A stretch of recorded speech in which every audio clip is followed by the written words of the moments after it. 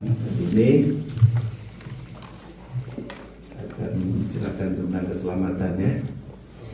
Mari kita masuk ke Yohanes 3. Kita baca ayatnya Yohanes 3. Jadi di firman ini dari Yohanes 3 ini dari 1 sampai 14 itu sebetulnya kehendak Tuhan, kedaulatan Tuhan. Dan dari 15 ke 21 itu tanggung jawab kita sebagai manusia. Memang kedua kebenaran ini susah diharmoniskan. Satu, Tuhan menentukan, tapi kalau sudah ditentukan, kenapa manusia masih harus bertanggung jawab? Kan repot ini. Ini mau diharmoniskan nggak bisa. Guru saya bilang nobody can. It is two truth, dua kebenaran yang harus jalan bersama-sama. Jadi kita harus terima ini dua kebenaran. Satu, kedaulatan Tuhan, Tuhan menentukan. Tapi kalau Tuhan menentukan, maksudnya kalau Tuhan sudah menentukan siapa yang selamat, siapa yang nggak selamat, manusia bagaimana gitu? Apa salahnya manusia gitu? Ya kan? Kenapa manusia harus masih bertanggung jawab? Tapi memang firman Tuhan mengatakan demikian. Mari kita baca ya. Jadi ini perkataan Tuhannya. Adalah seorang Farisi yang bernama Nikodemus, seorang pemimpin agama Yahudi.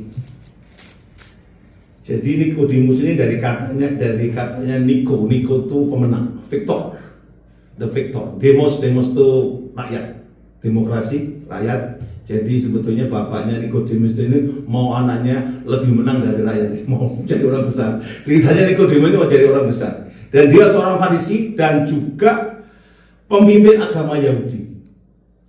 Jadi Nikodemus ini betul-betul orang yang top on the top in that moment. Itu kayak siapa sekarang Pak Johannya? Dari menteri, dari Donald Trump. Ya. Bukan ya kira-kira lah. Itu tapi kan di apa namanya kalau Israel itu kan teokrasi ya. Jadi nggak ada presiden. Jadi semuanya itu member 70 pemimpin kan di situ kan. Jadi si Nikodemus itu salah satu daripada pemimpin top. Itu topnya. Gamaliel. Bukan Gamaliel itu rapi ya. Enggak kalau di sini pokoknya menteri, top menteri lah. Ada kelas menteri ya. Dan itu ya. Jadi itu Mas. Ayatnya kedua saya akan baca saya akan buka ayat demi ayat, jadi verse by verse ya. Ia datang pada waktu malam kepada Yesus dan berkata, "Rabi, kami tahu bahwa engkau datang sebagai guru yang diutus Allah. Sebab tidak ada seorang pun yang dapat mengadakan tanda-tanda yang engkau adakan itu jika Allah tidak menyertainya." Dia datang pada waktu malam. Ini banyak tafsiran kenapa malam. Tapi saya cenderung yang ini. Nikodemus sebenarnya takut disingkirkan teman-temannya. Karena Yesus ini, Tuhan Yesus ini belum tahu siapa dia Tuhan. Dia ini dibenci orang-orang Farisi. Jadi kalau Nikodemus ini datang kepada Yesus, bayangin aja. Ya kan, musuhnya nih, bagian musuhnya datang ke situ, ya pasti dibenci, makanya datangnya malam-malam dia, buru-buru dia gini. Terus dia mengatakan, "Rabi, kami tahu." Wah, dia sebetulnya hormati Tuhan Yesus, dianggap Rabi, sebagai guru kan. "Rabi, kami tahu bahwa kau datang dari utusan dari Allah. Sebab tidak ada seorang yang dapat mengadakan tanda-tanda." Jadi Nikodemus juga melihat tanda-tanda mujizat yang dilakukan Yesus. "Engkau ada apa jika Allah tidak menyertainya?" Yesus menjawab. Aneh ya di sini. Nikodemus nggak tanya apa-apa. Tapi Yesus langsung Yesus menjawab. Ini sebetulnya kita baca di ayatnya yang nomor 2, nomor 23 ya. Dan sementara Yohanes 2 ya 23. Thank you Jalan Mas John. Dan sementara ia di Yerusalem selama hari raya Paskah, hari Paskah itu hari yang paling ramai untuk umat Yahudi. Banyak orang percaya dalam namanya, percaya kepada nama Yesus ya, karena yang mereka melihat tanda-tanda yang diadakannya. Jadi Yesus sudah terkenal ini, dan orang-orang banyak percaya. Tapi yang apa yang dikatakan Pak Wahyu kepada itu, memang orang percaya kepada Yesus. Problemnya apakah Yesus percaya kepada orang itu? That's the problem ya. Itu nanti khotbah lain lagi ya. Kira-kira begitu ya. Jadi ya benar. Dan tetapi Yesus sendiri tidak mempercayakan dirinya kepada mereka karena ia mengenal mereka dari semua. Tuhan Yesus itu omniscience, dia maha tahu, dia tahu isi hati. Makanya waktu Yesus Nikodemus ngomong muji-muji Yesus sudah tahu. Kamu mau cari keselamatan kan? Dia langsung jawab sama Yesus. Ya, jawabnya apa kata Yesus? Yesus menjawab katanya, aku berkata padamu sesungguhnya, truly I say to you. Waktu Tuhan Yesus bilang truly, that means orang-orang Yahudi itu punya kepercayaan lain yang sudah dipercayai, dan Tuhan Yesus akan break that percaya. Kamu percaya begitu, tapi sebetulnya that's the meaning of truly.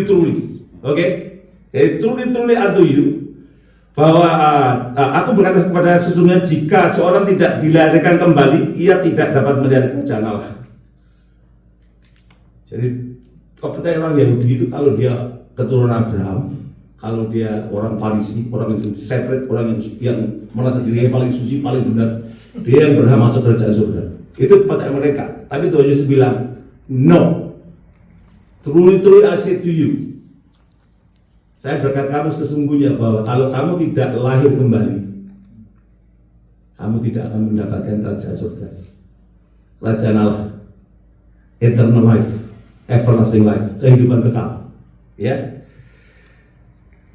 Jadi Yesus nggak pakai basa-basi, langsung masuk to the point. Atau mungkin juga kasihan sama Nikodemus. Kalau nggak cepat-cepat orang bisa kata orang Farisi, maksud jawab langsung ya. Di sini Tuhan Yesus itu betul-betul. Kalau saya melihat ya, Tuhan Yesus betul-betul either dia Tuhan atau dia orang gila. C.S. Lewis bilang Tuhan Yesus itu hanya dua. Dia bukan orang baik, dia bukan, memang itu semuanya ada ya, dia bukan cuman katanya, bukan cuma orang baik, cuma orang benar, bukan orang pintar, tapi dia itu Tuhan, ya, atau dia orang gila. Karena dia mengaku dirinya Tuhan. It's two thing. Kita nggak bisa treat itu bahasa Indonesia, memperlakukan Tuhan bahwa oh dia itu hanya orang baik seperti orang Islam, dia seorang nabi. No, it's the God, he's a crazy man. You see? So we have to believe it too. And I believe Jesus is the Lord, is God. Because of what? Because dia menggunakan kata-kata ini. Perumpamaan yang dipakai di sini lahir. Apa artinya lahir? Ini mengatakan bahwa sebetulnya waktu kita lahir, kita semua lahir, kita ini nggak punya andil. We don't do nothing, we just born. Kita langsung lahir, dilahirkan lahir. Banyak nggak melakukan apa. Jadi andil, masih ingat kata-kata andil? Itu kata-kata orang Belanda. Saya andil apa ya? Saya lihat ada banyak, tapi ini diambil dari Belanda. Bahwa andil itu kontribusi. Andil, ya, zaman tidak tahu bahasa andil, nggak tahu.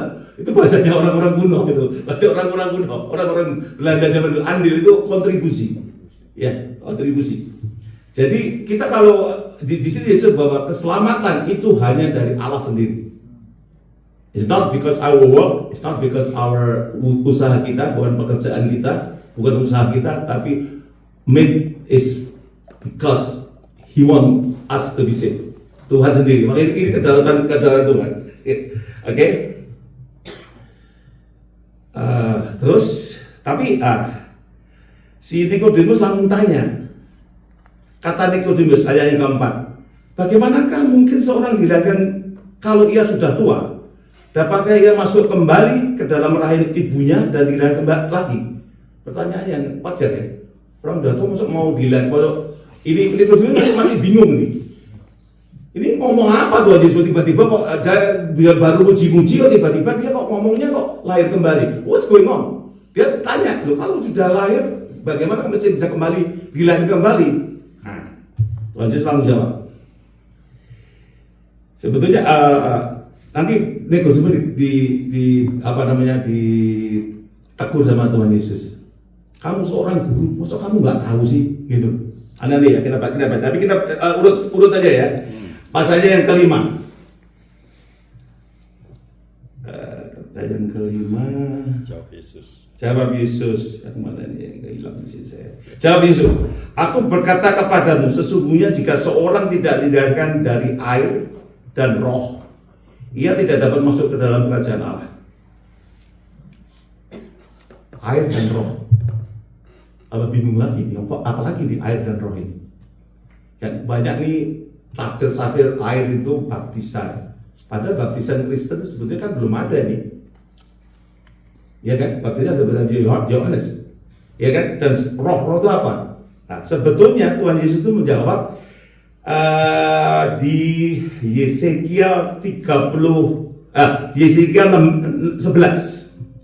Mari kita baca Yesekiel 11. Sebenarnya Yesus mau berbicara ini. Maksud kamu nggak tahu sih Nikodemus?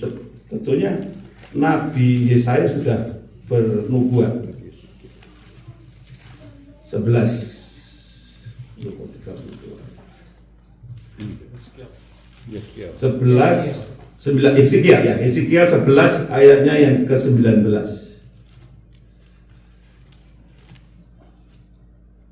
Aku akan memberikan mereka hati yang lain dan roh yang baru di dalam batin mereka. Jangan. Aku akan memberikan mereka hati yang lain dan roh yang baru di dalam batin mereka. Juga aku akan menjauhkan dari tubuh mereka hati yang keras dan memberikan mereka hati yang taat. Terus begini. Supaya mereka hidup menurut segala ketetapanku dan peraturan-peraturanku dengan setia.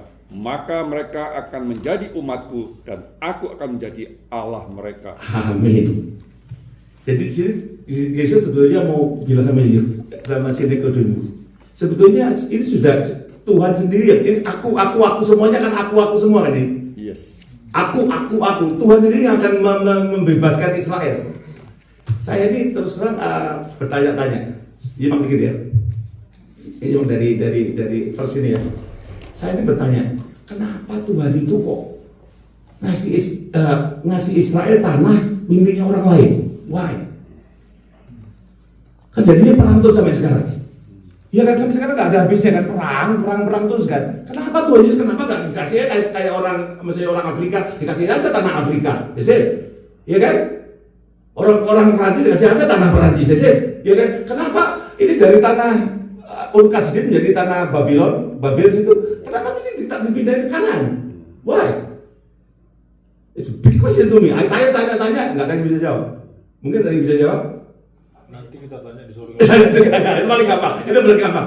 Cuman saya waktu bisa ini sebetulnya jawabannya menurut saya. Kalau salah tolong ditegur ya. Kalau salah ditegur. Ini kan kita belajar ya. Kalau salah ditegur.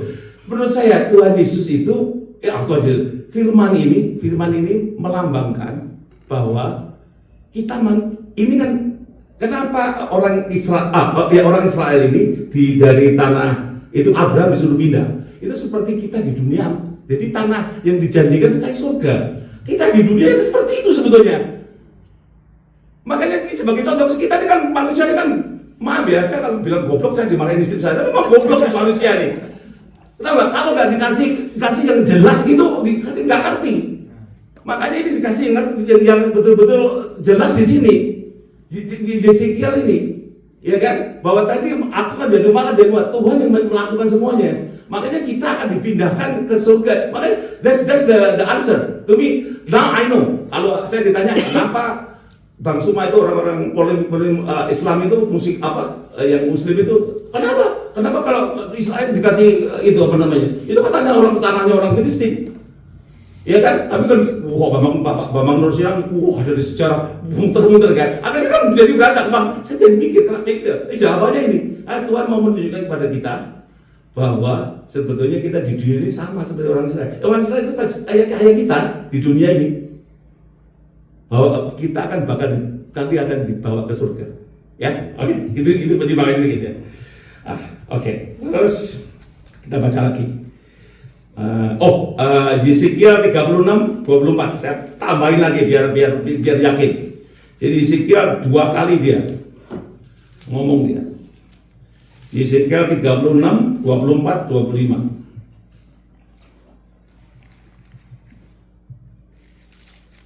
Aku akan menyebut kamu antara bangsa dari bangsa banyak dan mengumpulkan kamu dari semua negeri dan membawa kamu kembali ke tanahmu. Ini orang Israel kan dibawa ke Babylon, ditawan, dibuang di pembuangan kan. Nah ini Tuhan berjanji, aku. Jadi Tuhan yang melakukan ini semuanya untuk orang Israel. Orang Israel itu sebetulnya, karena Tuhan aja dia menangani. Kalau nggak ada Tuhan, sebetulnya Israel aja nggak menangan amat gitu loh. Karena Tuhan aja, Tuhan yang kita sembah dan kita puji tadi. Makanya pujilah dan sembahlah dia, karena dialah segalanya buat kita. Ya. Terus lagi 25, aku akan mencurahkan kepada air jernih nih. Tadi tentang water, air jernih yang akan mentahirkan kamu dari segala kenajisanmu dan semua berhala-berhalamu. Aku akan mentahirkan kamu. Kamu akan kuberikan hati yang baru dan roh. See? This is what Jesus talking about. Yes. Yes, amin. Yes. Ini banyak kadang-kadang banyak dihindari nih. Soalnya so I just know, okay? dari guru saya, bukan dari saya sendiri, okay? Jadi terus kalau kita baca lagi dari sampai ke 37 itu nanti Tuhan akan berjanji bahwa dia akan menjadi umat. Langsung ke 37 aja ya. Beginilah firman Tuhan Allah dalam hal ini juga aku menginginkan supaya kamu kaum Israel meminta daripadaku apa yang hendak kulakukan bagi mereka, yaitu membuat mereka banyak seperti lautan manusia. Terus 38, seperti domba-domba persembahan kudus dan seumpama domba-domba Yerusalem pada waktu-waktu perayaannya, begitulah kota-kota yang sudah runtuh penuh dengan lautan manusia. Dengan begitu mereka akan mengetahui bahwa akulah Tuhan. Itu tujuan Tuhan. Tuhan itu melakukan semuanya itu karena apa? Karena dia mau bahwa dialah Tuhan. Ya. Bukan kita, karena itu kemuliaan dia. Apa yang dilakukan Tuhan itu keselamatan kita, kemuliaan dia. Kesejahteraan kita, kemuliaan semuanya kemuliaan. Kesengsaraan kita pun juga kemuliaan dia. Ya, oke. Baca lagi ya, ayatnya yang ke-6. Yohanes 3, balik lagi ke 3. Ya. Jelaskan ayatnya yang ke-6.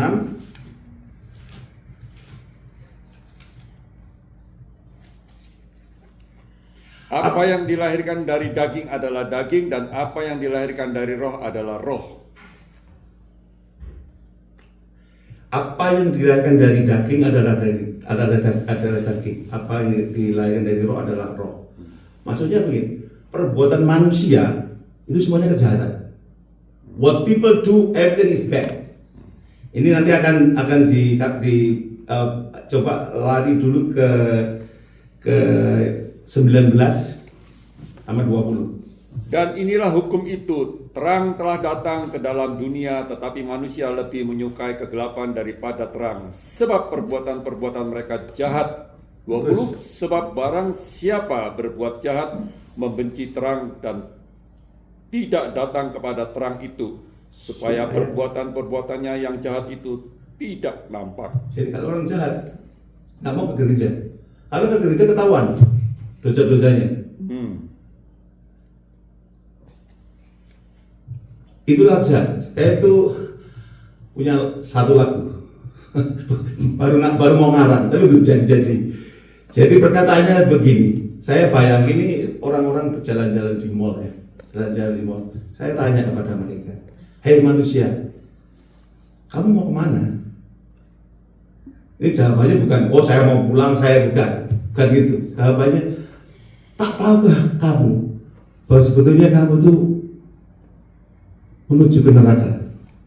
Karena orang yang tidak mengenal Yesus, lainnya ke neraka semua. Gitu kan? Tapi si orang-orang ini, memang saya kenapa? Kenapa saya mesti ke neraka? Ya kan? Jawab saya, bukankah kamu juga mengatakan setiap manusia tidak akan luput dari dosa dan salah dan dosa? Berarti dia sebetulnya manusia mengakui bahwa ada salah dan dosa, dan upah dosa dan salah itu apa? Mau neraka? Itu nyimpang dikit ya. Nah, baca yang ke 21. Ini yang spirit nih, silakan Yus. Tetapi barang siapa melakukan yang benar, ia datang kepada terang, supaya menjadi nyata bahwa perbuatan-perbuatannya dilakukan dalam Allah. Jadi kalau yang benar, kalau yang orang yang mau benar, itu datang kepada Tuhan, supaya supaya pekerjaan itu dimanifestasikan di dalam dunia alam ini, ya. Oke. Langsung ke 7 itu pertanyaannya Nikodemus ya, kalau saya nggak salah ya. How can this be, right? Wait. Oh no, sorry.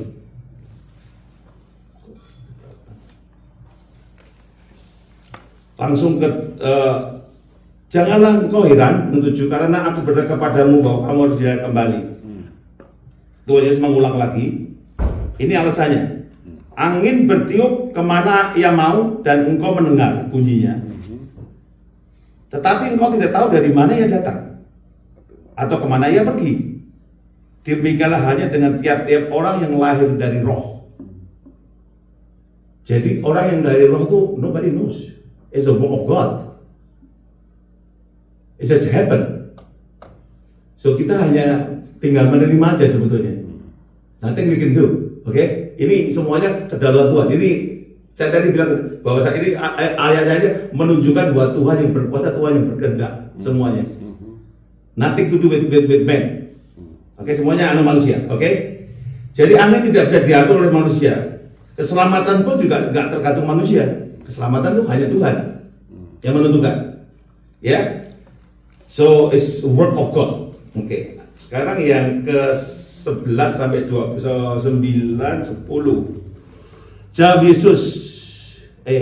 Nikodemus 9. Nikodemus menjawab katanya, bagaimana mungkin hal terjadi? Masih bingung Nikodemus ini. Tapi ngomong-ngomong, Nikodemus ini satu-satunya orang Farisi yang bertobat. Orang Farisi waktu itu ada 6.000. Nggak ada yang bertobat, cuma Nikodemus doang. Dan menurut tradisi, Nikodemus ini anaknya perempuan itu miskin sekali sampai cari-cari makanan di sampah-sampah gitu. Ceritanya menurut tradisi ini, nggak ada di Bible ya. Jadi ada seorang nabi, orang yang tanya, loh kamu kok orang Yahudi sebetulnya kan hatinya juga suka menolong. Jadi tanya, loh kenapa kamu ini siapa? Kenapa kamu kok hidupmu kayak begini? Terus si anak itu, saya anaknya Nikodemus. Kalau dia tanya lagi sebetulnya bapakku, dia kan bapakku tuh ngikut Yesus, makanya dia dibuang sama teman-temannya. Dan menurut tradisi juga Nikodemus itu matinya dipukulin sama orang-orang banyak, sampai mati. Itu berita jeleknya. Berita bagusnya, tanya ya tadi Pak Johan, tanya waktu kita ketemu Tuhan, apa Nikodemus di surga. Jadi apa dia, ya kan?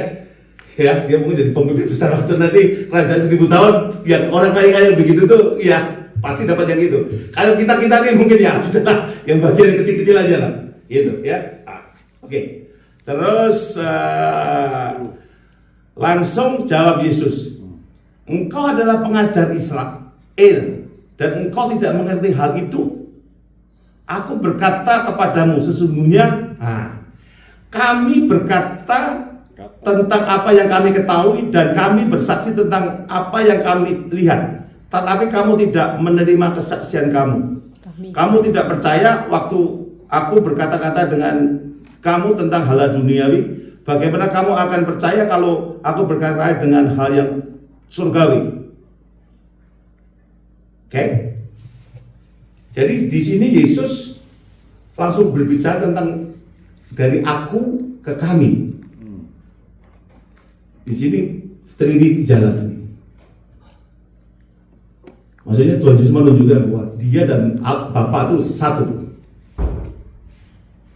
Dan kesaksian Yesus ini kan Tuhan Yesus bilang, aku bersaksi dari dia. Aku ngomong hanya karena dia, semuanya karena dia. Orang Farisi nggak percaya kan, ya kan? Itu sebetulnya kesalahannya orang Farisi satu, tidak percaya. Janganlah ikut menjadi bagian kita, tidak percaya. Sebetulnya semuanya sudah disaksikan sama Yesus, semua ditunjukkan kepada Yesus. Jalan keselamatan semua ditunjukkan, sudah dikasih semuanya. Kerjaan kita cuma percaya aja sebetulnya dan menerima. It's so easy. It cost a lot, cost God life. Maksudnya nyawa Yesus dikorbankan. Tapi it's easy, just believe, oke? Nah, nomor 13. Tidak ada seorang pun yang telah naik ke surga selain daripada dia yang telah turun dari surga, yaitu Anak Manusia. Ini menarik sekali. Jadi ini melawan kepercayaan sistem keagamaan bahwa ada kelompok. Kalau saya nggak salah itu sebetulnya Yohanes ini menulis buku ini karena ada orang Gnostik. Ini kan ini setelah Yesus meninggal. Ditulisnya setelah Yesus meninggal. Jadi orang-orang Gnostik itu percaya bahwa dia punya referensi spesial dari Tuhan. Jadi dia itu orang istimewa. Itu makanya ini Tuhan ini Yohanes nulis ini untuk itu, menjawab itu, ya. Jadi tapi ya, dikatakan bahwa hanya Tuhan Yesus saja yang hanya dia yang dari surga yang bisa ngomong tentang surga. Yes. Kalau ada pendeta-pendeta atau yang quote-quote hamba Tuhan bilang ke surga cerita-cerita, to me don't believe it. Because Tuhan Yesus bilang apa? Coba Pak Wahyu baca tadi. Tidak ada seorang pun yang telah naik ke surga selain daripada dia yang telah turun dari surga, yaitu Anak Manusia. No one go to heaven and come down. Yes. Rasul Paulus, kalau kita cepat aja ya, saya asal tahu di 2 Korintus itu 12. Iya, ada seseorang. Paulus tuh cuma cerita, tapi dia tidak menceritakan apa-apa tentang surga, enggak. Tapi kayak pendeta-pendeta, di surga ketemu Daud, ketemu ini, itu gak karuan, ya kan? Saya terus terang baru berdoa untuk teman saya. Yang itu Pak, yang benerin itu Pak, tadi ya, benerin apa? Yang benerin organ itu tadi. Itu percaya. Yang surga, yang ada orang ke surga, turun ke neraka. Pusing saya pusing. Itu. Menurut Bapak ini, datang ke office saya, limur dikit ya, biar nggak ngantuk, limur dikit ya. Kalau bicara berat gini, banyak kan ngantuk saya ya. Limur dikit. Waktu dia datang ke office saya, dia melihat istri saya langsung, ibu ini masuk neraka. Kesian cerita. Serius? No, I'm serious. Gak apa-apa langsung suntik. No. Belum disuntik. Setelah itu saya suntik. Saya cabut giginya. Iya. Tapi dia bilang begitu. Ibu ini masuk, kira-kira ibu ini Enci ini masuk neraka. Pertanyaan saya, why? Karena ibu pakai celana panjang, ibu pakai make up. Oh my God, right? That's the response. Oh my God, betul. Dia percaya itu. Gara-gara pakai makeup. Dan karena pakai celana panjang dan pakai make up, langsung dibacain firmanya. Iya. Kan ada memang kan? Tapi kan itu konteksnya kan lain. Janganlah kau berpakaian seperti wanita bla bla bla bla. Tapi itu sebenarnya konteksnya kan lain. Dia bacanya letterlock aja jadinya. Kalau udah pakai celana masuk pun sudah bagian neraka. So ada yang ngomong begitu ya. Iya. Dan setelah saya ngomong sama dia nggak percaya Trinity. That's why you confused, man. Kalau dia nggak percaya Trinity, dia percaya tralalala. Dia bilang Trinity itu membingungkan dia. Saya bilang sama dia, justru Trinity itu menerangkan semuanya pada saya. Tanpa Trinity saya nggak bisa terangkan apa-apa. Semua pertanyaan yang susah-susah itu, I cannot answer it without Trinity in it. Ya? Oke, kita lanjutkan lagi. Jadi tidak ada. Itunya banyak ya. Itu tidak ada itu apa? Ayatnya banyak. Saya bacakan aja ya. Jadi supaya saudara jangan takut. Tidak ada, no one. Yohanes 6:36, Yohanes 3:31 nanti kita baca. Amsal 30 ayat 4, Roma 10 ayat 6, Efesus 4 ayat 9. Itu semuanya bahwa yang turun dari surga yang bisa nerangin tentang surga. Kita nggak bisa naik ke surga, lihat ke surga, terus nerangin kepada no one. Noah, jangan percaya, catatan ya. Kalau ada orang jangan percaya. Kamu yang muda, umur masih panjang ya. Ya, jadi kamu nih, kalau kita sudah nggak ada, kamu bilangin. Oh, Wawan dulu pernah cerita, nggak ada itu. Orang keterangan turun terang-terang nggak ada itu, ya. Oke, kita lanjutkan ayat yang ke-14. Tapi kalau ngimpi gimana? Ngimpi maksudnya? Kalau orang ngimpi ke surga turun. Gak ada lah, gak ada lah. No one. Kok nggak No ada? one. Nggak ada yang Kalau ngimpi itu buah tidur ya. Jangan dibaca orang itu, jangan buah tidur itu ya. Ya. Buah itu. Kecuali kalau mimpinya kayak mimpinya si Yusuf itu lain lagi ya. Itu kita bicarakan. Itu khotbahnya 3 minggu lagi itu.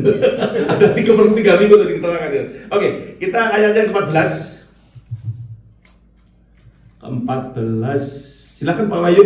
Dan sama seperti Musa meninggikan ular di padang gurun, demikian juga anak manusia harus ditinggikan. Yes. Ini mencerminkan Tuhan Yesus bahwa Tuhan Yesus akan disalib. Ya. Nah. Ke-15, silakan yuk lagi. Supaya setiap orang yang percaya kepadanya beroleh hidup yang kekal. Karena begitu besar kasih Allah akan dunia ini, sehingga ia telah mengaruniakan anaknya yang tunggal, supaya setiap orang yang percaya kepadanya tidak binasa, melainkan beroleh hidup yang kekal. Amin. Puji Tuhan. Ya, terima kasih Pak Ayu. Jadi ayat 14 itu melihat. Orang Israel melihat. Ceritanya tahu kan, bahwa orang Israel itu waktu di padang belantara itu, di padang gurun itu digigit ular. Banyak ular di situ, digigit mati. Bingung orang Israel. Oke? Terus Musa bilang, bikin itu, harus tembaga lihat. Pokoknya kalau Bapak lihat, nggak mati. Oke? Nah, sama juga dengan Yesus. Nah, ini menarik. Jadi waktu di Israel itu, kita hanya melihat, orang itu hanya melihat, dan dia tidak mati. Dan tidak matinya itu sementara, bakal mati lagi kan? Ya kan? Tapi kalau sama Yesus, kalau kita percaya Yesus mati buat kita, hidup selamanya. Amin. Amin. Amin. Kita bisa baca di Roma 8, 19-23, Filipi ya. Kita sebagai Roma 8 itu kita tuh warga surga. Ya, dan Filipi 3 itu tubuh baru. Ya, kita dikasih tubuh baru. Tadi Pak Wahyu sudah membaca. So what ini sekarang bagiannya manusia. Tadi bagian Tuhan. Tuhan jangan menyediakan buat kita. Ya. Sekarang bagian manusia. Bagian kita tuh cuma harus percaya. That's it. We don't do nothing. Jadi supaya di Efesus yang 2 itu kita ini nggak bisa sombong. Kalau selamat tuh kita saya berhak karena saya pernah ini. Yang Matius 7 itu, I never know you. Yes. Karena semua itu hadiah, gift dari Tuhan. Tuhan itu menyelamatkan orang yang berdosa. Tuhan datang menyelamatkan orang yang berdosa, bukan orang yang benar. Kalau kamu merasa dirimu benar, ya gak diselamati sama Tuhan Yesus. The problem is, Alkitab menyatakan, kita boleh ngomong bahwa aku benar, aku lebih baik dari Wahyu. Karena aku memberi lebih banyak dari Wahyu umpamanya. Padahal Wahyu mungkin memberi lebih banyak dari saya, ya kan? Tapi itu nggak bisa dibuat syarat untuk masuk surga. Karena bukan perbuatan kita semuanya dang itu, maaf ya. Tempat kotoran, buang-buang. Kotoran, ya. Tai. Dang. Perbuatan baik kita di masa Tuhan itu seperti itu. Karena perbuatan kita itu sebetulnya ada motivasi, terlalu ada motivasi. Nggak pernah ada yang benar-benar agape, itu nggak ada. Roma 3:23, semuanya fall short of the glory of God. Yes. Kita semua orang berdosa. Ya, alright. So, ini bagian kita hanya percaya ya. For God so loved the world. So, Tuhan bilang so. Waktu bilang so itu dia meyakinkan cintanya kepada kita betul-betul. So love the world. Oke. Nah, ini pun juga sebetulnya mukul Nikodemus. Karena menurut Nikodemus, menurut orang Farisi itu, yang selamat itu cuma orang Israel. Kita ini sudah bagiannya neraka semuanya. Kalau kita makanya kalau kita sama orang Yahudi itu, sebagian kita itu neraka. Yang surga itu bagiannya dia karena dia paling dekat sama Tuhan. Menurut mereka. Makanya di sini dia focus all of the world. Makanya thanks God that He love us, the sinner. Jadi Tuhan tuh menyelamatkan kita orang yang berdosa, ya, bukan orang yang benar. Ayat yang ke-17, silakan Pak Bayu. Sebab Allah mengutus anaknya ke dalam dunia bukan untuk menghakimi dunia, melainkan untuk menyelamatkannya oleh Dia. Barang siapa percaya kepadanya, ia tidak akan dihukum. Barang siapa tidak percaya, ia telah berada di bawah hukuman. Stop dulu ya. Ya, stop dulu sebentar. Maaf ya, sebentar ya. Jadi ayat ini mengatakan Tuhan datang tidak menghakimi, tapi untuk menyelamatkan. Praise the Lord. Praise Him. Ya. Kalau dia datang menghakimi nanti, yang kedua. Yes. Dan kedua kita akan dihakimi oleh hakim yang adil. Ya, Pak Ju selalu saya ingat kata-kata Pak Ju. Pak Ju bilang begini, yang membuat kamu masuk penjara itu bukan karena kamu nyolong. Bukan tindakan kamu nyolong itu bukan itu yang membuat kamu masuk penjara. Yang bikin masuk kamu penjara itu karena hakim memutuskan kamu masuk penjara atau kamu bebas. Ya kan? Kalau hakim dulunya bisa jadi sokok ya, makanya bisa macam-macam. Tapi beruntunglah kita hakim yang adil dan benar. Jadi semuanya akan dihakimi nanti, ya. Gitu, ya. Yang percaya selamat, yang tidak percaya sudah dihakimi. Kenapa? Ya karena kita memang benar, kita ini sebetulnya dalam dihakimi kita ini. Kalau kita selamat karena kita dicomot sama Tuhan, diselamatkan sama Tuhan. Makanya kita harus menghargai itu. Kita dicomot, kita harusnya binasa semua. This is, I'm talking about the gospel this one, okay? So 19 Pak Bayu, ini 19. Dan inilah hukum itu. Nah, Terang telah datang ke dalam dunia, tetapi manusia lebih menyukai kegelapan daripada terang. Sebab perbuatan-perbuatan mereka jahat. yes. Stop dulu. Ya. Tadi yang 20 saya sudah bahas sedikit ya. Jadi di sini sebenarnya kalau orang Calvin bilangnya total depravity. Jadi manusia semua jatuh semua. Jadi di hati kita ini nggak ada hati untuk mencari Tuhan, nggak ada sebetulnya. Kita ini udah lari semuanya maunya lari. Kita ini sebetulnya kalau ada pastor yang pendeta yang ngomong, sebetulnya kita ini mau sama Tuhan itu bukan mau sama Tuhan. Kita mau hadiahnya Tuhan. Mau berkat. Kita mau hadiahnya Tuhan, tapi kita mau kalau bisa lari sejauh-jauhnya dari Tuhan. Itulah kita. Ya kan anak kita lah. Ya kan bukan sebenarnya, Jonan you good son, okay? You don't need father, okay? Anak-anak yang lain tuh gitu, maunya, give me car, you know, kan ya? Give me car, after dapat car, langsung badang udah, habis dulu sama bapaknya, hilang udah. Iya kan? That's what happened. That's what happened, you know? Okay? So, itulah kita. Makanya perbuatan kita itu semuanya dark, ya. Jadi yang suka kebenaran datang kepada terang nomor 21 ya, supaya pegawai ya. Terus langsung aja kepada ayat yang ke-35.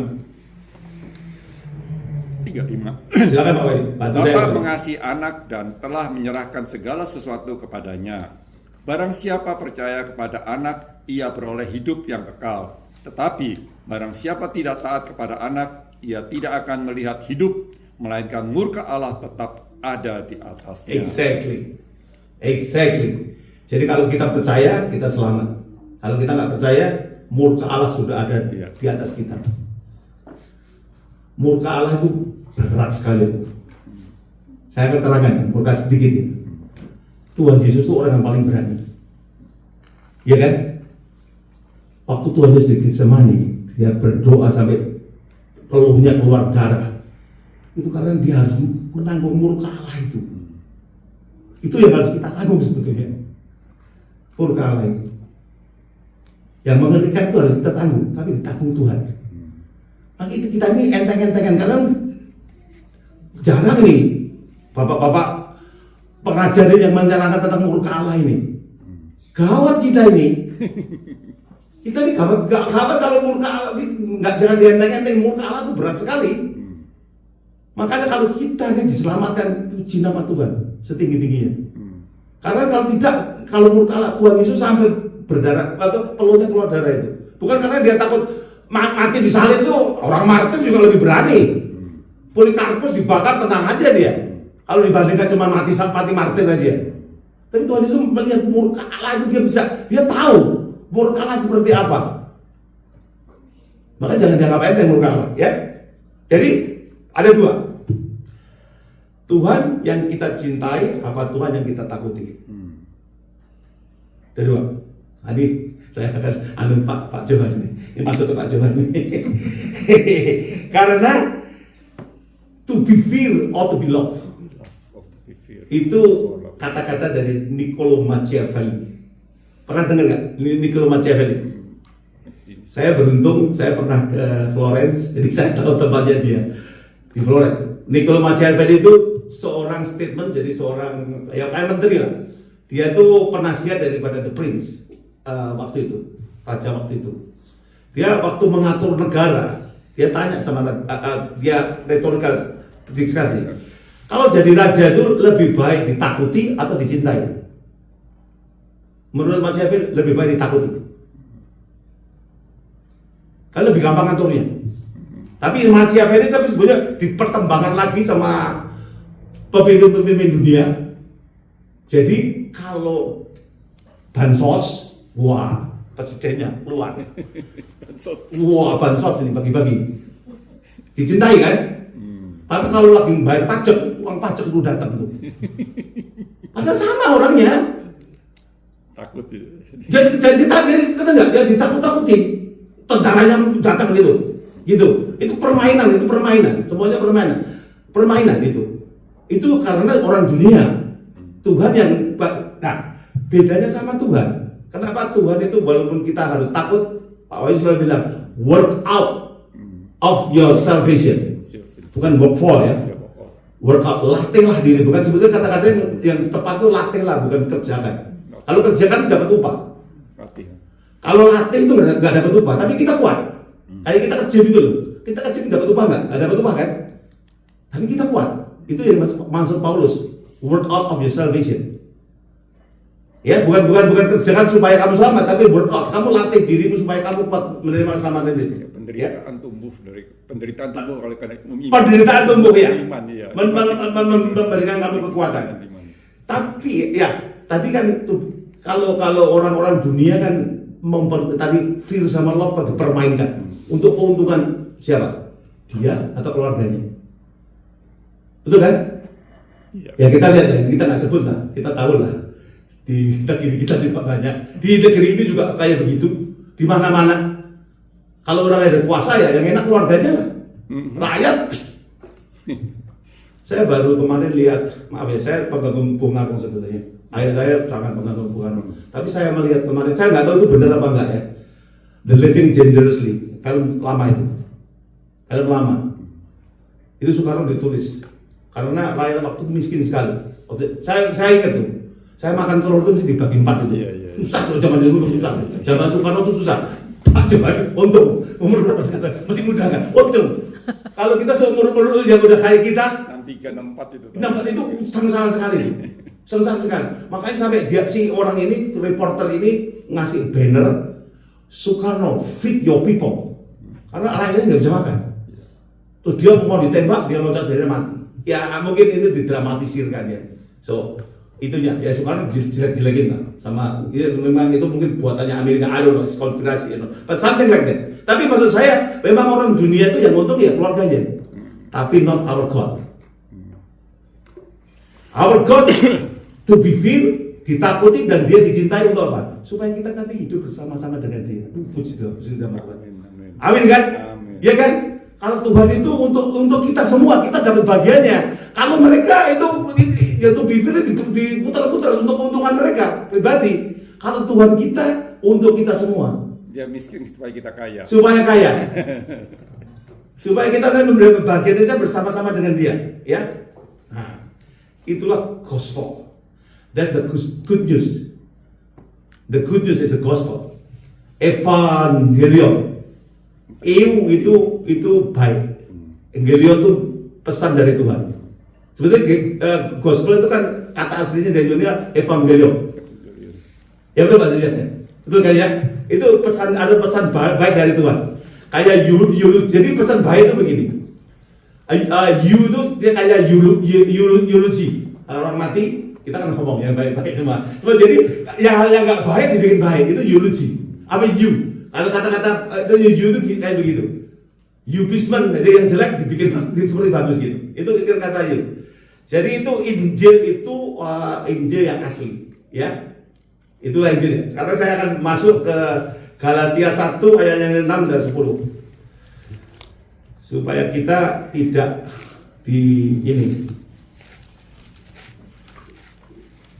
Oke. Entar aja lagi. Galatia 1 Ya, 1 6 10 yuk. Aku heran bahwa kamu begitu lekas berbalik daripada Dia yang oleh kasih karunia Kristus telah memanggil kamu dan mengikuti suatu Injil lain. 10. Jadi bagaimana sekarang, adakah ku cari kesukaan manusia atau kesukaan Allah? Adakah ku coba berkenan kepada manusia? Sekiranya aku masih mau mencoba berkenan kepada manusia, maka aku bukanlah hamba Kristus. Yes. Jadi Paulus di sini itu ceritanya orang-orang di Galatia itu sudah dikasih Injil sama Pak Paulus, yang Injil tadi yang saya ceritakan tadi, bahwa semuanya dari Tuhan dan kita harus percaya bla bla bla bla. Dan ada orang-orang dari Yerusalem datang, orang-orang Yahudi, mempengaruhi bahwa keselamatan itu bukan kayak tadi. Kamu harus jadi Yahudi, kamu harus disunat, kamu harus melakukan, kamu harus ini, harus ini, harus ini, harus ini. Itu Injil lain. Hukumannya Injil lain itu Pak Wahyu. Oh, sorry. Bisa baca lagi, bukan hamba Kristus. Makanya Paulus bilang bahwa kalau dia nggak cerita tentang yang lain, Injil yang lain menyenangkan manusia, dia bukan hamba Yesus. Makanya kalau kita berbicara di sini, kalau kita nggak disenengin orang, tapi kalau itu firman Tuhan, katakan iya, enggak. Ya. Coba saya terus terang kemarin tolong Jonathan, saya mau sharing juga Hesekiel 33. Hesekiel 33.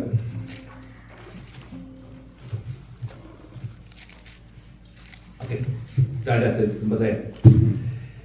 Yeskiel 33 berapa?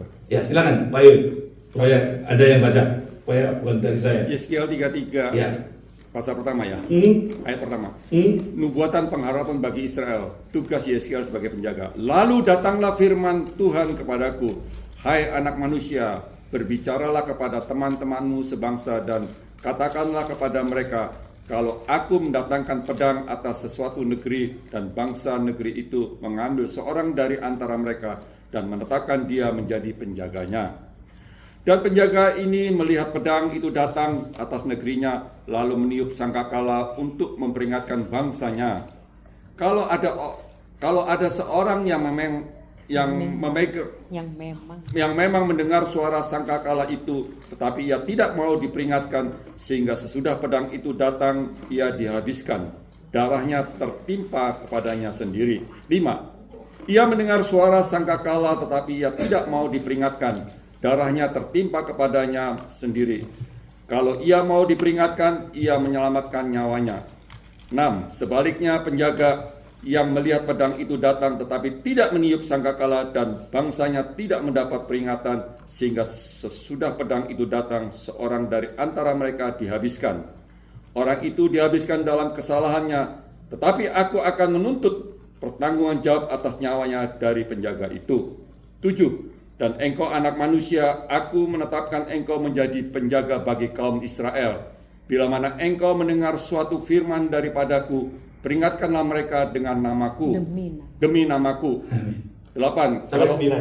Kalau aku berfirman kepada orang jahat, hai orang jahat, engkau pasti mati, dan engkau tidak berkata apa-apa untuk memperingatkan orang jahat itu supaya bertobat dari hidupnya, orang jahat itu akan mati dalam kesalahannya, tetapi aku akan menuntut pertanggungjawab atas nyawanya daripadamu. 9 terakhir.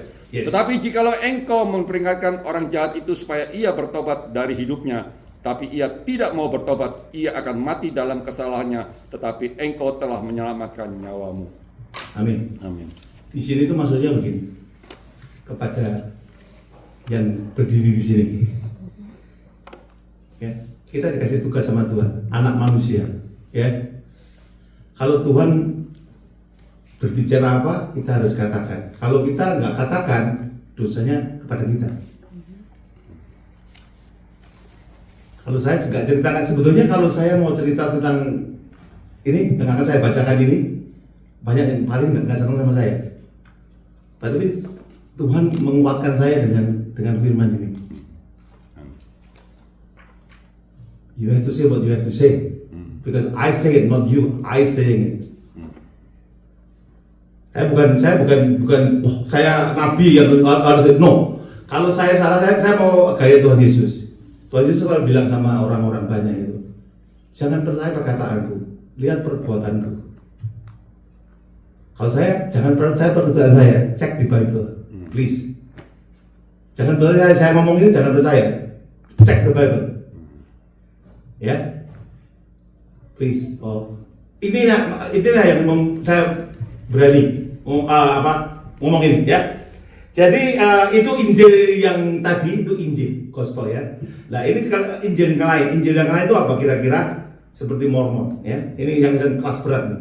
Mormon itu Injil lain. Karena apa? Karena Mormon itu percaya bahwa Yesus itu the brother of Lucifer. He's not God. He's the brother of Lucifer. Menurut Mormon. So anjuran saya jangan. Oke? Jehovah Witness. Jehovah Witness percaya bahwa Tuhan Yesus itu a creature, not God. Oke? Islam percaya Yesus, Nabi, tapi bukan Tuhan. Yesus tidak pernah disalib. Padahal Yesus disalib. Agama yang lain, Buddha, Konghucu semuanya nggak ada Yesus. Iya kan? Ini ya. Yang saya akan bicarakan ini, yang Kristen ini. Ini repotnya yang ngaku Kristen ini, yang di Kristen ini. Yang Kristen ini tapi yang nggak termasuk. Oh, yang Kristen tapi nggak termasuk, ya. Ini apa aja? Ada 7. Saya kemarin baca-baca ada 7, yaitu prosperity gospel, Islam gospel, prosperity gospel, legalism. Kayak orang tadi orang adanya. Ini kita baca aja ya. Keterangannya nanti khotbah lain waktu. Terus by work kita selamat karena pekerjaan kita, ya. Hyper grace. Kalau kita yang ini Pak Wahyu selalu takutkan ini. Kalau kita sudah keselamatan, dapat grace, udah kita boleh ngapain aja. And not like that actually. Firmannya nggak bisa seperti itu. But that's implikasinya memang begitu. Udah dapat, udah mau saya nanya kan, udah diampuni semua, udah bebas aja. Not like that. Terus Roh Kudus, ya sih karena bakal kayak gitu, yang itu. Terus satu lagi yang 7 itu nggak percaya Bible, itu, ya, itu lain lagi ya. So, jadi saya singgung prosperity gospel aja sekarang ya.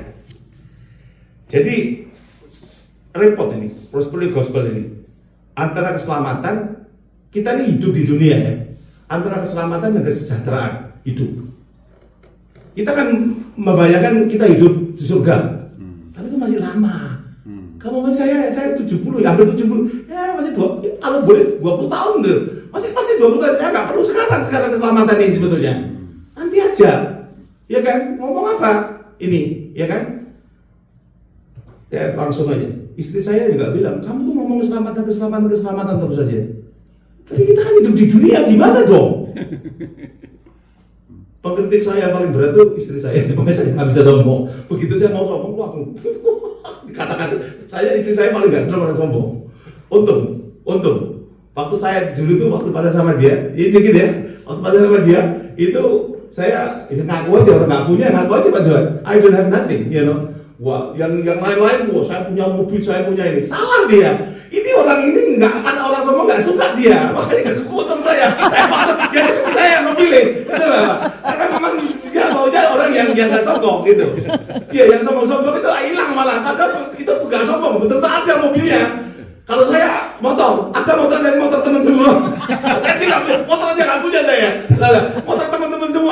ya kan? Mereka ganti-ganti mobil datang, ya saya datang ganti-ganti motor temen semua. Kan kok kos-kosan itu kan orangnya banyak tuh, ya kan? Siapa yang nggak pergi pinjam motornya ya? Ini motor ganti-ganti emang ya. Itulah, ya ini. Jadi kita ini kalau ini nggak tahu peribahasa siapa, kemauan kita, mudanya foya-foya, tua kaya raya, mati masuk surga. matinya masuk surga. Ya kan? Itu kan maunya kita. Ya kan? But is that gonna happen? No. Waktu kamu foya-foya udah habis lah duitmu, kamu nggak kerja, tuanya udah habis lah. Pastilah. Tapi itu kan kemauan kita. Mudanya foya-foya, tuanya kaya raya, matinya masuk surga. That's impian semua orang itu. Enak aja. Hah? Enak aja. Itu jawabannya, enak aja. It's not gonna happen. Ya. It's not gonna happen. Oke, kita baca, tadi saya bilang ya, kita harus baca firman-Nya ya. Jangan percaya omong saya. Baca firman-Nya. Kita baca Markus 11:24. Saya mungkin dimarahin Pak Jo tadi, saya nekat aja. Tadi harus ngomong, saya ngomong aja. Markus 11:24. Saya harap Pak Jo juga bukan begitu. Saya tanya ke istri saya, loh Pak Jo ngomong gitu tuh, menurut kamu terimanya bagaimana? Gitu. Saya bilang, wah, that's kalau terimanya begitu, berarti Pak Jo salah nih menurut saya. Ya. Maaf Pak Jo. Kalau saya disalahin, tolong saya ditegur aja. Karena itu aku berkata kepadamu, apa saja yang kamu minta dan doakan, percayalah bahwa kamu telah menerimanya, maka hal itu akan diberikan kepadamu. Stop. Markus 11 Ayat 24. ayat 24 ya. 24. Menurut Anda bagaimana ini? Karena itu aku berkata kepadamu, apa saja yang kamu minta dan doakan, percaya bahwa kamu telah mendapatkan dan menerima, maka itu akan diberi kepadamu. What is this? Ini konteksnya apa dulu? Exactly. What is this? Is this our need, kebutuhan kita, atau something else? Herannya ya, saya share kepada Pak Alek. Saya kirim di catatan saya itu di buku, kalau bukan yang ini yang di bahasa Inggris. Itu saya itu kira-kira 20 tahun yang lalu atau 15 tahun, I forgot. But the long time ago, because Bible-nya itu udah lama. Saya tulis, ini tuh ngomong tentang salvation. It's not about what our need. Iya, what it's. It's about our salvation. Jadi keselamatan kita ini kan nggak kita lihat toh. Tapi kita harus percaya bahwa kita sudah mendapatkannya. Bukan kita nggak punya mobil terus kita bayarkan punya mobil, kita terima mobil. No, don't do like that. Ini ajaran saya ya. Because this is talking about salvation. You're right. It is talking about salvation. It is not about apa yang kita butuhkan. Jangan takut. Tuhan kita tuh baik. Oke? Ada jawabannya nanti. Tuhan tuh ada jawabannya. Dan Tuhan kita Tuhan yang baik. Maka kita harus berserah kepada Tuhan. Ya? Karena apa? Saya bilang ini tentang salvation. Karena baca ayat di bawahnya, Pak Wahyu. 25. Dan jika kamu berdiri untuk berdoa, ampunilah dahulu sekiranya ada barang sesuatu dalam hatimu terhadap seorang, supaya juga Bapakmu yang di sorga mengampuni kesalahan-kesalahan. Betul. Terus sampai habis. Tetapi jika kamu tidak mengampuni, maka Bapakmu yang di sorga juga tidak akan mengampuni kesalahan-kesalahanmu. Yes. See? Apa hubungannya? Kalau ini kita hubungkan dengan kebutuhan kita di dunia ini, apa hubungannya dengan pengampunan dosa? Jauh. Tapi kalau dihubungkan dengan keselamatan, very cocok dan very clear. Tuhan bilang kan di perumpamannya, ada orang yang berhutang berjuta-juta nggak bisa bayar, dibebaskan sama Tuhan. Itulah kita. Kita hutangnya sama Tuhan udah berjuta-juta, sama Tuhan dibebaskan. Bebas, kamu bebas, udah masuk, ayo. Udah gitu ada orang yang dosanya kecil, dituntut setengah mati kan, akhirnya apa? Yang selama tarik kembali, nggak jadi lagi. Itu Pak Wahyu suka itu. Jadi keselamatan bisa hilang itu. Ya, itu nanti kita bicara. Keselamatan bisa hilang atau keselamatan nggak bisa hilang. Kita kan saya akan singgung dikit itu. Itunya. Itu begitu. Pertama kehilangan itu cocok sama itu kan, ya kan? Oke, jadi menurut saya ini tentang keselamatan. Kalau tentang kebutuhan kita harta benda di dunia, I don't think it's fit. I don't think it's fit of that. Karena bisa kalau apa namanya yang menyerang kita orang-orang jago-jago berpikir nggak apa. Tapi kalau itu keselamatan, they cannot fight anymore. This is it.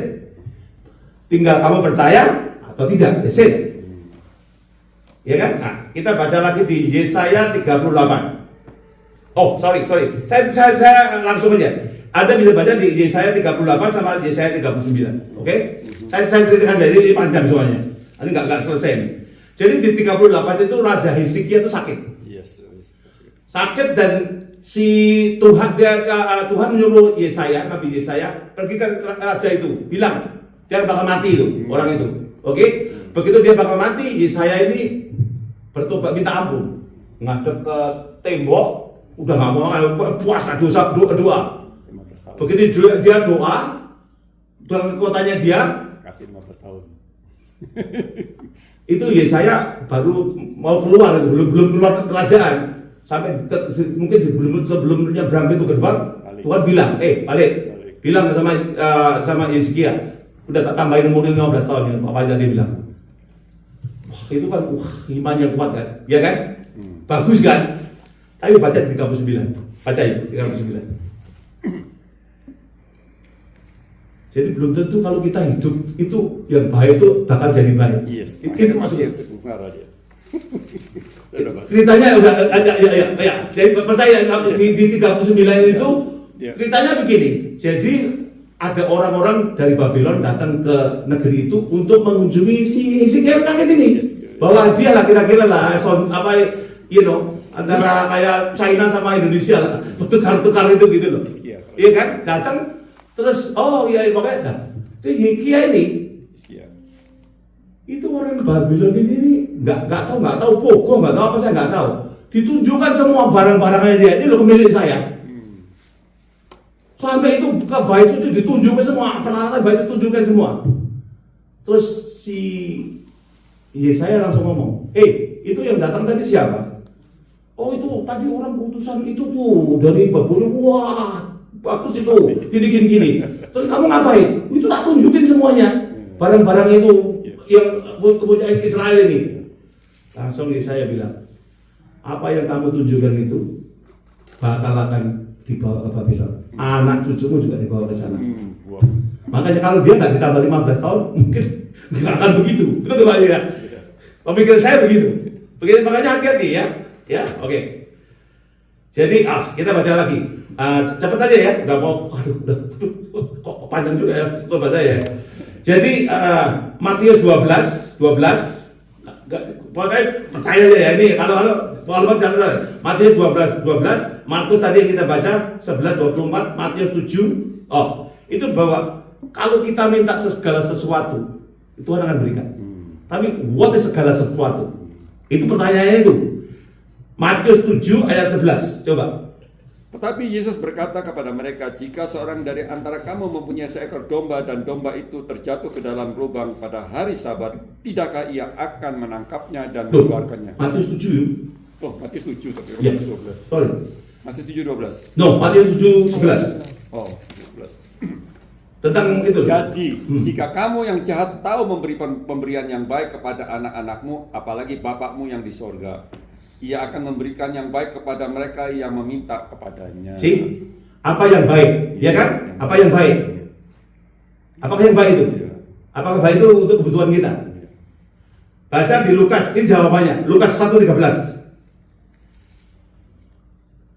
Tetapi malaikat itu berkata kepadanya, jangan takut, hai Zakaria. Lukas 1. Lukas 11. Lukas 11 juga. Sorry ya. Lukas 11:13. Sama. Ya, oke. Ceritanya sama itu. Jadi jika kamu yang jahat tahu memberi pemberian yang baik kepada anak-anakmu, apalagi Bapakmu yang di sorga, ia akan memberikan Roh Kudus kepada mereka yang meminta kepadanya. Roh Kudus. Yang baik itu Roh Kudus. Kenapa? Kalau kita punya Roh Kudus, kita pasti ketemu Yesus. Roh Kudus yang memberitahu kepada kita tentang Yesus.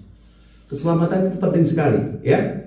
Makanya apa namanya di Matius 13, 14 baca aja lah. Ya, oke. Dikit lagi sudah saya cepetan. Ya. Matius 13 ayat 14. Harta terpendam mutiara yang berharga. Maka Matius 13 ya. Ya. Ayat 14. 14, betul. Maka pada mereka genaplah nubuatan Yesus. Tuh, Matius 13 loh itu. Matius 13 kan? Iya. Ya, Matius 13 ayat 14. Ayat berapa? Oh, bukan. Wah, ini apa ya? Oh, pokoknya mungkin saya salah tulis. Jadi gini, itu ceritanya tentang harta yang terpendam. Jadi Tuhan Yesus itu ngomong bahwa jualah seluruh hartamu, belilah ladang itu. Ya. Jualah itu, belilah mutiara yang itu. Itu keselamatan itu, Iya. ya. Terjadi hidup kekal. Ya. Di Matius 16. Ya, ini yang penting ya, ini Matius 16. Ya. Matius 16 21. 24 25 coba. Sejak waktu itu Yesus mulai menyatakan kepada murid-muridnya bahwa ia harus pergi ke Yerusalem dan menanggung banyak penderitaan dari pihak tua-tua, imam-imam kepala, dan ahli-ahli Taurat, lalu dibunuh dan dibangkitkan pada hari ketiga. Terus sampai 25 itu. Coba. Tetapi Petrus menarik Yesus ke samping dan menegur dia. Katanya, Tuhan, kiranya Allah menjauhkan hal itu. Hal itu sekali-kali tak akan menimpa engkau. Maka Yesus berpaling dan berkata kepada Petrus, enyahlah iblis, engkau suatu batu sandungan bagiku. Sebab engkau bukan memikirkan apa yang dipikirkan Allah, melainkan apa yang dipikirkan manusia.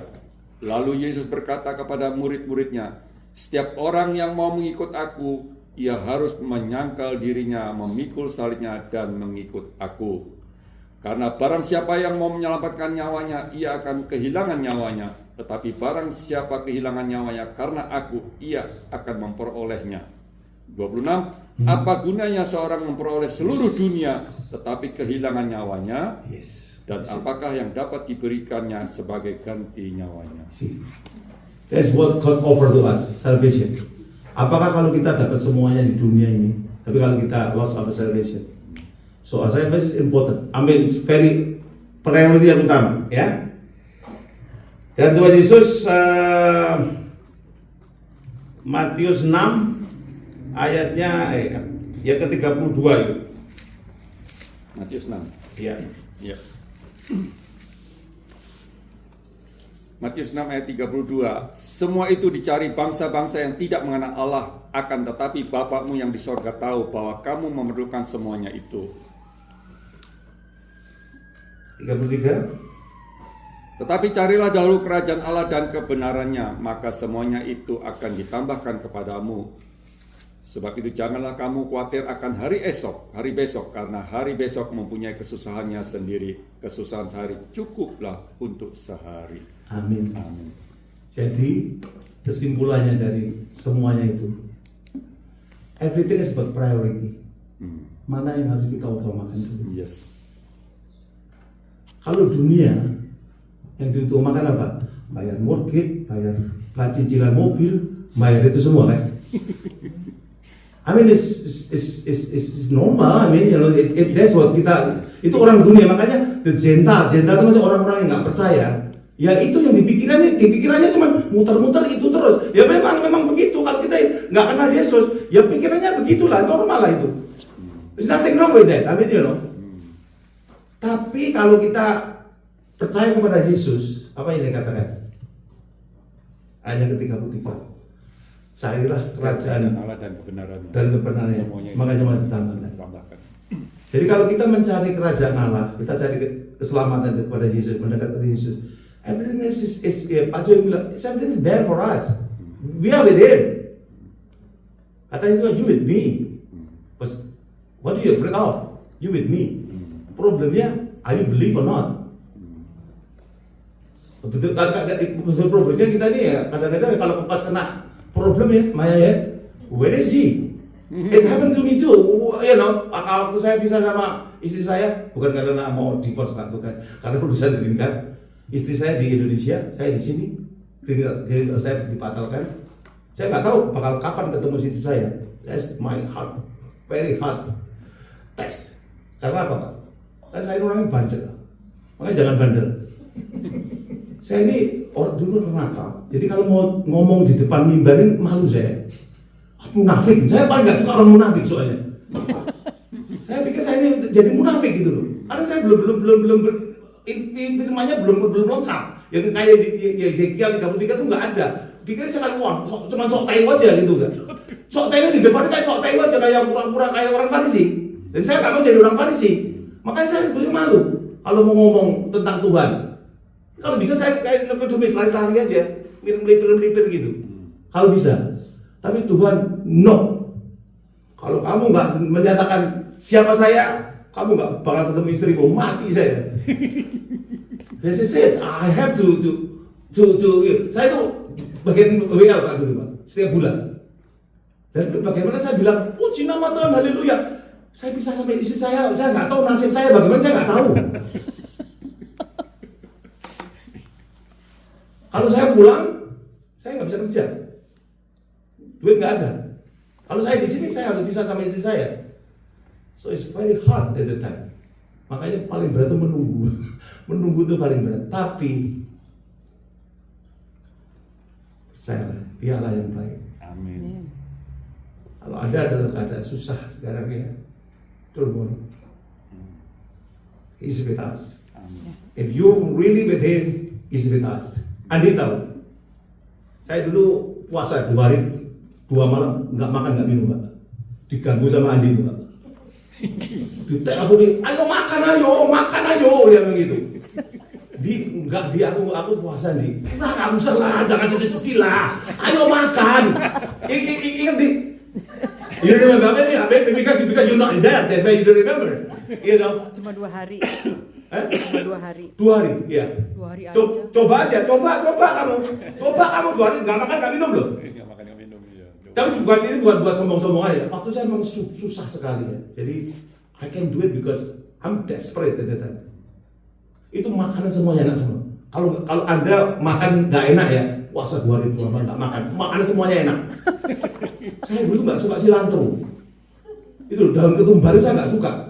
Kan bau kayak tinggi, kalau orang bau bangsat ya, bangsat itu tinggi ya, bukan bangsat itu tinggi. Kalau orang Jawa bilang tinggi, utuh busuk itu, utuh yang di mana? Utuh yang di kursi itu. Baunya kan seperti itu. Saya nggak suka. Itu gara-gara dulu saya pergi ke temannya Lydia, teman kamu Lydia tuh, Adel. Dikasih makan sama dia, nggak ada sayur nih, nggak ada, cuma adanya cilantro. Ya udah coba lah, aku bilang gitu. Puasa makan Coba lah. cilantro lagi. Wah enak loh. Makannya Bani. Enak, serius enak ya. Jadi balik lagi, sorry. Jadi memang susah ya, tapi percayalah Tuhan kita baik ya. Jadi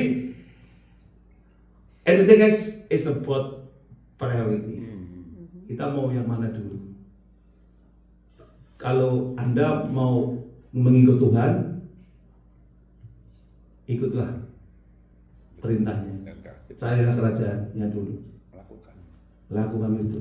Everything is gonna be there for you. Betul, amin. Ya, Alkitab berbicara, tidak ada orang yang percaya benar anaknya meminta-minta. Memang ada, itu secara general ya. Tapi saya kayak katakan tadi, anaknya itu meminta-minta. Tapi kalau orang sampai seperti Nikodemus itu, wah Tuhan, berkatnya di surga udah nggak tahu kayak apa itu. It's okay. Makanya kita harus percaya. Ya, puji nama Tuhan. Terima kasih. Sorry kalau kepanjangan.